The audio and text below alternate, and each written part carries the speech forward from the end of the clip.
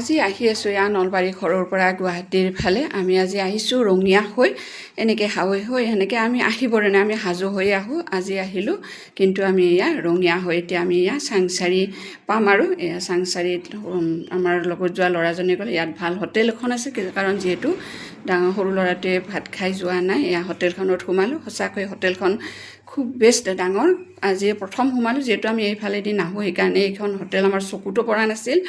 এনেকৈ কেতিয়াবা গ'লেও এয়া এনেকৈ এতিয়া হোটেলখনত সোমাই ল'লোঁ কোনে কি খাই চাওঁ লওঁ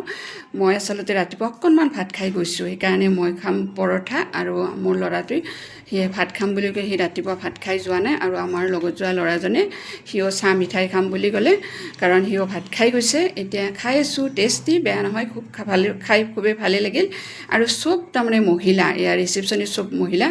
বহুত ডাঙৰ কিন্তু খুব ভাল লাগিল খাই পেলাই আৰু আজি ইয়াতে খাই ল'লোঁ ভালকৈ